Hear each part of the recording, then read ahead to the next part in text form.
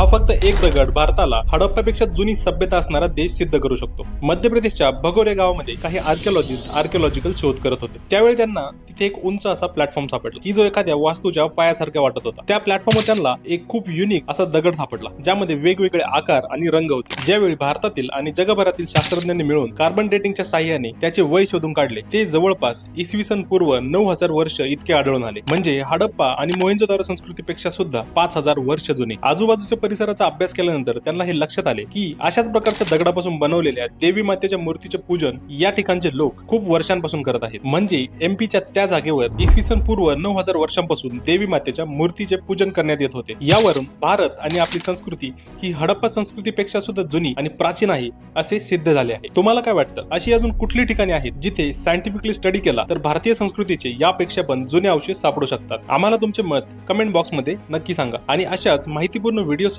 विषयांतरला follow आणि subscribe करायला विसरू नका।